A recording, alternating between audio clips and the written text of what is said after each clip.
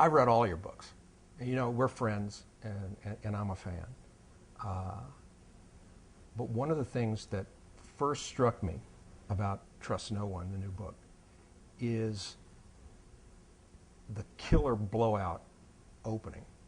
I can't recall an opening for a film or a novel that started with this kind of intensity. And I have to ask you about that, because as a writer, I'm interested in inspiration.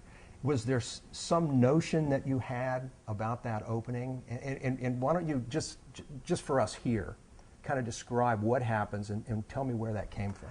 Well, Nick Horgan, 34-year-old guy, average guy like you or me, middle of the night, can't sleep. Right. Guys smash in, they drag him out. He's in his boxer shorts, he's sleeping. He's being shoved down the hall, he's trying to pull on his shoes, he's pulling on a t-shirt, he's got a, guys are throwing him his clothing. He gets dragged out in the street, pulling his clothes on. All the neighbors are out. Now the street's lit up like the middle of the day. There's cop cars, there's sedans, and he has no idea who these guys are or where they're taking him. And all of a sudden, the palm trees behind his apartment complex just light up like this Steven Spielberg orange. Black Hawk comes over the apartment building, sets down on the end of the cul-de-sac, and they start dragging him towards this thing. And he stops. He goes, "Wait a minute, you can't just take me. What do you think I did? Where am I going?" And the guy, who we know now is the lead agent, says, "A terrorist has just seized control of the nuclear power plant at San Onofre." And he says he'll only talk to you. And this comes totally out of the blue. Totally out of the blue. He has no idea what's happening. He does not know what's happening. Now, he's got a trauma in his background that we're going to learn, but he does not know what this is. He doesn't know where it came from. He doesn't know anything about terrorists. He doesn't know who the guy is. He knows none of this. So it's as if it happened to you. I mean, this was me lying in bed at 2 in the morning. What if this happened to me? The first thing that I thought when I read that opening and I saw Nick's confusion, it hit me the way the very best of the Hitchcock films hit me. That here's this guy, an ordinary guy, as you said, could be you, could be me, could be anybody, and this unseen power, this happenstance rolls into his life, and now he has to deal with it. Yeah, and just smashes his life apart. I mean, it's funny you say that. Those Hitchcock movies, I mean, you think of North by Northwest, you think of those great Hitchcock movies. Those are the movies I loved when I was a kid growing up. And when we first got, remember the VCRs where the top would pop open and you'd slide the fat cassette in? That's what I watched. Those are all the ones that I rented. Your average guy who's stuck in this, in these extraordinary circumstances. And the appeal for me about Nick, a character like Nick, is he's just like you or me, but the difference is we're meeting him on the worst day of his life. And it's sort of, he embodies a lot of the concerns and a lot of things that we think about, but it's just a whole different level. It's just... one of the elements in the book, one of the things you achieve here that personally fascinates me as a reader is the whole notion that there are unseen forces in our lives. Nick, again, representing us, he suddenly begins to learn that there are all these machinations and all these unseen powers at play in his life. And as a reader, when I read a book or see a film that makes me start to think that, I actually begin to relate, because I feel that way often myself. Who really is pulling the strings in my life? They're out to get me. Yeah. And in Nick's case, they really are. Yeah, they are. I think one of the things is that we have those times where something strikes us as particularly unsettling. We have all the concerns that we live with. And I think one of the things that happens with Nick is it's like the veil has been lifted, and he gets to see all those machinations and how they're working under the surface. He sees all the power plays because he's all of a sudden become a pawn. He's captured the attention of some of the most powerful people. And it's these unseen forces, but the way that they can pull the strings in his life, it's the ways anyone could pull the strings in our lives, but they just tend not to. We tend not to be targeted. And all of a sudden, it's like that everyday life is peeled back, and he's up against it. Nick is a guy, when we first meet him, when the SWAT team crashes into his house and changes his life, he's about 34 years old. And what we learn quickly about Nick is he's sort of at 34, he's kind of at loose ends. He's I wouldn't call him a slacker, but he's adrift, because he's had some traumatic experiences in his life.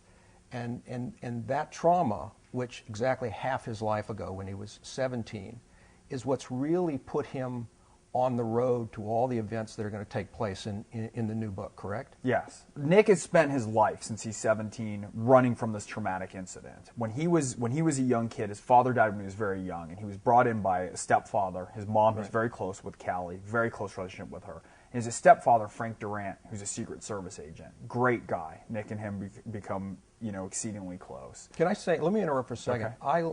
One of the things you do, it begins in the present with that first killer opening, and then you sort of go back and forth from the present back to the past to actually introduce us to Nick when he was that 17-year-old guy, and his stepdad, Frank.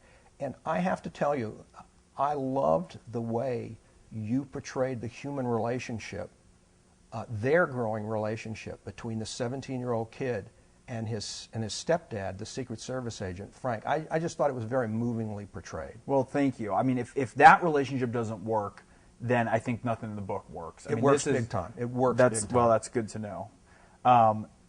So much of this book is about Nick's family and the family that's taken away from him when he's 17. Yeah. I mean, here he is. He's a kid. He's getting ready to go on with the rest of his life. And basically, I don't want to give too much away here, but Frank dies. And Nick is left in a position where he feels like he's responsible for it. And people sweep in, the powers that be. He's never sure what exactly has gone on, but it's made clear, you don't talk about this. You don't deal with your mom anymore. You get on the run. He's handed an envelope full of cash, and he's put on the run, and he's run out of town as a 17-year-old kid. Well, that moment has literally defined his entire life since that time. Absolutely. He's always been a runner. Yeah, because, and I don't think it's too much of a spoiler to let people know that's the driving force that has directed his life. The fact that his stepdad, who he loved, he had a great relationship with his stepdad, was murdered. And in that time, Nick was convinced that he was responsible.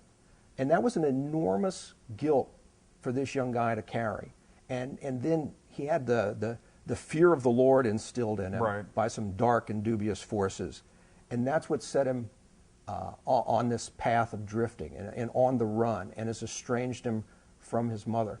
And one of the cool things then about this book and what's happening right now in real time in the book is that I think Nick has a chance to rebuild that life, to revisit it, to learn about it, to maybe heal from it, and also to bring back into his life his mother and the people he left behind. Absolutely. I mean, he's gone on the run from everything, and he has slowly tried to put his life back together. He's done the best that he can.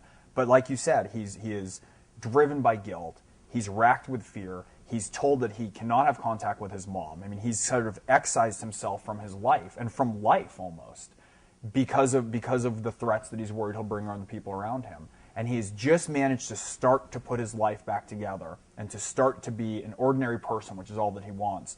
And that's when the SWAT team kicks down his door. And so what the opportunity now is, he's facing himself with the situation saying, I went on the run. I didn't talk to people. I cut off. I tucked into myself so that I could be safe. And none of that worked. And so now what do I get to do? Now I've been pulled back into this. And you know what? It's time to face this. It's time to sort of thaw back into intimacy, into trust with people. He has to talk to his mom because part of him putting back the story of what happened means he has to talk to the people who are from his background. He has to learn how to trust them.